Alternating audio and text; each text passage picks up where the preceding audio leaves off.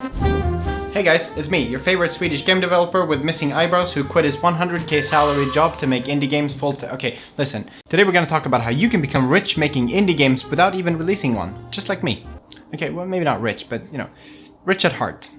Now, okay, I've been meaning to give you all a more overall update on how my game Punch a Bunch is going, and I realized that I don't really talk about some of the aspects of game developments in my devlog, so I figured I'd make this separate video and talk a little bit more about my thoughts around how to actually make money making a game, because it's all fun in games to make a game, but it's also important to remember that you actually have to make a living off making the game, and it's becoming increasingly more and more difficult to actually make money making games. So today I wanted to share sort of my inner secrets of my strategy of how I'm planning on making money with my game and a few other tips and tricks that you might find helpful, along with some of the pitfalls that you might not want to fall into when embarking on your journey. So yeah, my biggest problem with making indie games is just the risk factor. You're spending like, what, 2, 3 years, 4 years? I mean, I know what you're thinking. You're gonna spend 6 months on your game tops, and then you're gonna release it, sell it for 20 bucks, and you're gonna get rich. Well, if you look at history and you look at other people's games, that's just not really how it works out. It takes between 3 to 6 years to make a game by yourself, even if you cut it down to 2 years. 2 years is still a long time, so think about it this way. You're gonna be developing your game for 2 years, and during these 2 years, you're not making a single dime. And at the point of release, like, you just have no idea what's gonna happen. Even if you gather up wish lists, I've seen numbers that people hope to sell like, what, 50% of their wish list? I mean, look, that's just not gonna happen. Like, you'll be happy if you'll be selling 5 to 10% of what your wish lists are. To put 3 years on such a high risk, it seems a little unreasonable to me, because let's face it, you're putting 3 years on the line for this very, very short window of release. Because when you release your game, like, your first week is the most important. So if you're unlucky and the world has a huge power outage, nobody buys your game, it gets forgotten about, and then new games are released. Because what? I think in 2019, like what, 8,290 games released on Steam? That makes 22 games a day. Like, if you just by one day, you have 22 new games to compete with. So if anything happens at all during launch and it screws up, then it basically removed 3 years of work. It just seems like pretty much anything else you do is gonna be easier to make money. Like, let's say you have a game dev skill. Instead of making a game for 3 years and selling it for $5, you could make a course over the course of 6 weeks on how to make games, and you could charge, what, $25, $50, $100 for that course? Probably.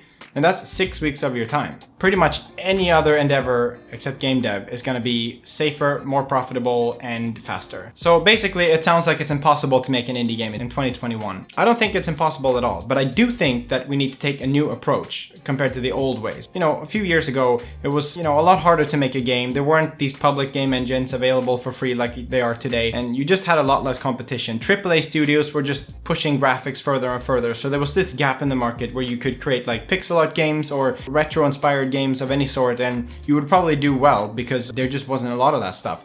Now the problem is that every indie developer is making either a low poly game or a pixel art game, and even bigger studios are capitalizing on this market as well, which means that now your direct competition is a studio of 30 people, and it's very hard to compete with that. It's just a different climate today, and I think that, as always, when you're a solo person and doing anything at all, you got to think about, what can I offer that the big studios and nobody else can offer? So that's sort of the road I went down and the approach I took, and I think that it's probably the safest approach you can take right now. For me, it's all about reducing the risk of making the game. You want to be able to make money along the way while making the game. So one way to do that is, of course, to involve an investor. The problem with that is that now you have someone who basically owns you and owns your game and is going to dictate what you do all the time. They'll want you to be on a schedule, they'll want you to release sooner than you can, and they'll probably also want you to hire additional people that will basically drain all the money they paid you so that you can make the game quicker. And then they'll want to change everything about your game that made it unique in the first place. So investors, for me, I just don't like it. It doesn't seem like it's worth it, to be honest. I'd rather just go work at a game studio at that point or something else. But it could be an option for you, but for me it's not. So the other thing you could do, which I chose to do, is to open a YouTube channel. And what I really like about this is that it does a few things for you. First of all, it allows you a way to actually test the market for your game. You're putting your game out there, you're showing it, and if you can get people to watch you as you're making your game, well, you're gonna get direct feedback whether people are actually interested in this game or not. And the second thing is that if you can get enough viewers on your channel, you're actually gonna start making ad revenue with YouTube. And obviously it's kind of hard to make ad revenue. You're gonna have to output a lot of content, and believe me, it's a lot of work, and it's definitely gonna set you back on your game development journey. But I think that the positives kind of outweigh the negatives here, because not only will you have a chance to actually make money as you're making your game, but just the fact that you're actually marketing your game. You're getting people to wishlist your game, and you're getting people to spread awareness about your game, and people can see you actually developing your game, which I think is just so important. And don't forget that there are other ways to make money if you're making YouTube videos. Like, it's not just about the ad revenue. You can, for example, if you can make a quick course, let's say you spend 3-4 weeks making a course, sell for $5-10, you know, in each video you make, you can say, hey, if you want to make games like me, consider taking my course and support me. Like, there are just so many things you can do along the way to sustain yourself. I'm not saying it's easy, but I think for me it beats spending 3 years in the dark, having no idea if you're gonna sell your game or not, making no money while doing it. Also, something that happens when you make a YouTube video about your game is that people become interested in you as a person. Like, I watch devlogs a lot. Like, for example, I watch DevDuck, Blackthorn, Danny, all these other people, right? And you become interested in the person behind the game. And it's almost like when they release their game, I 50% buy the game because I want to play the game, but I also buy it because I just feel a connection to the person who made the game. Whereas, like, a huge problem these days is that when you open your indie game studio with only you in it and you make your game, you try to like hide behind these logos of like, ooh, lame fish production produced by this other thing, but really it's just you. And I think that it's a way to try to seem bigger than you are, and I think that that's part of the problem, which Bennett Foddy is really good about. Like, look at his game. He called this game Getting Over It with Bennett Foddy. It's literally his game and you're playing the game with him almost. And I think that's a very interesting approach to indie games, because now you're offering something that the AAA studios cannot offer. So, but then maybe you're thinking, oh, well, but you know, I don't like to be on camera, and you know, it's not really my thing to make videos. Okay, but I think, you know, just try it, get over yourself. It's not that bad. You know, people are gonna make fun of you. It's fine. You kind of get over that after a while, and you feel like it's very important what people think about you, but after a while you realize that nobody really cares. Everybody's so busy with their own lives that they rarely have time to even reflect on your life. So don't worry about that. Like, it's that you get used to that. And I think it's definitely a good practice to sort of put yourself out there and be vulnerable, because let's face it, when you make your game, you're gonna have to do the same thing. And so if you're gonna be shy about it and you don't want to go to GDC events and stuff because you're shy, I mean, you're just making everything so much harder for yourself. So I think it's a good test. By making videos, you can sort of test the waters already. And I think my theory has always been, if I can't entice you to click on a thumbnail on YouTube, which is entirely free, I don't think I'll be able to convince you to actually give me money on the Steam store, if that makes sense. So it's a good practice, and it allows you to tweak as you go and get better at that stuff. So that's been my approach. And obviously there are other venues you could take. For example, you could do a Kickstarter. However, I don't recommend going for a Kickstarter until you've already acquired like a base audience who are gonna pitch in on that Kickstarter, because starting from scratch on a Kickstart with no awareness about you or your game or anything like that, like, you're just gonna end up in the spam pile on Kickstarter, and it's probably not gonna work. So if you want to go the Kickstarter route, which I definitely recommend if you can, you might want to do some stuff beforehand, like a YouTube channel or something like that. The other option you have, which is probably the best option, to be honest, along with your YouTube channel, because to be honest, making money on YouTube is pretty difficult. So what many other people are doing is to create a Patreon for people to be able to donate money to you as you're making the game. And then you can, for example, offer your Patreons special perks, such as you release like maybe monthly builds of your game that your fans can then play and give you feedback, which is really good because you already have paying people who can already play your game and give you direct feedback, and then you have this loop where you can actually improve the game together, and I think everybody wins in that situation. Patreon is definitely the next step for me. I haven't set one up yet because I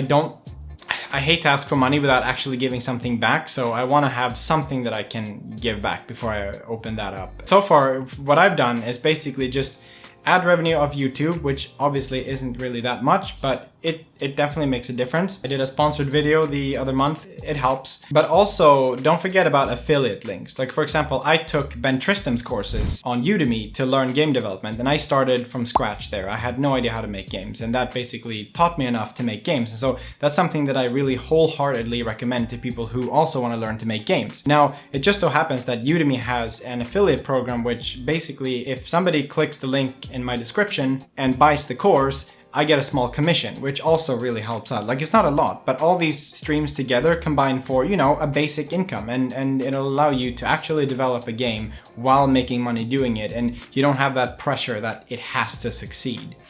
By the way, if you're interested in making games and you want to learn just like I did, I recommend checking out Ben's courses on udemy.com. Links in the description. If you do click and you do buy, then I get a small commission, which allows me to continue developing my game. You get the same product, you get the same price, but I can also continue developing my game. Everybody's happy and it's a fair trade. See, and this is something that you can do as well. And so then your next question might be, well, sure, but you have a YouTube channel and you have 50,000 subs. By the way, we reached 50,000 subscribers. Isn't that amazing? It's incredible. Thank you so much. But anyways, that's not what this video is about. You might be thinking it's very hard to grow a YouTube channel, and that's true. So I definitely think that you gotta put a lot of effort into your videos, and you gotta make sure that your game stands out, make sure your thumbnails stand out. But I mean, this is all kind of basic marketing anyways. Like, if you can't do this, you're not gonna sell your game on Steam either. So that's kind of my point. Like, if you can't get people to click a link on YouTube for free, you're not gonna be able to sell it for money either. So just think about that. So for me, I really like this model because it allows me to test the water. I mean, week one on the game. It also allows me to develop the games with you guys, which I mean, Punch a Bunch would not be where it is today if it wasn't for you guys and your input. So I value that so much. We have a Discord community where you're all very engaged and giving me ideas, and I read them all, and it's actually been a really great experience. So if you're thinking about making a video game, I highly recommend this. I know you might be camera shy and stuff, but you don't even have to show yourself. Many developers just show, you know, footage of the game and then do a voiceover on top. And I think that's totally fine. So don't even worry about that. Now, I know what you guys are thinking, that this is just a filler episode. And if you're thinking that, then, well, you're right. It is. But I'm working on the game and I'm making progress, but I don't feel like I have enough progress to justify a devlog. So I figured we'll just take this opportunity to talk about something interesting instead. Money. And we're not gonna complain once. Seriously, if I see complaints in the comments, I'm gonna start making Minecraft filler episodes instead. Or even worse, meme review. So obviously I'm not saying that these are the only ways you can make money, but this is my current approach and it's actually working for me, which is why I thought it could be helpful to you to learn about this. Anyways, if you guys want further tips on the topic, we can talk about that. Just leave suggestions in the comments. I don't know what you guys want to learn, but I don't know. Was this even helpful? I'm not sure. The new devlog is gonna come soon.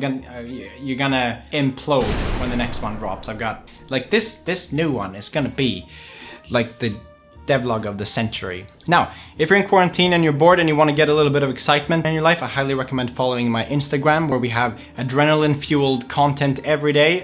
Like yesterday, we went to a waterfall. Really exciting stuff, except Toby fell in. Don't worry, he's fine. I pulled him out. Okay, guys, don't forget about the Google algorithm juice. You know what to do. Hit subscribe, hit like, and I'll see you next time. Bye.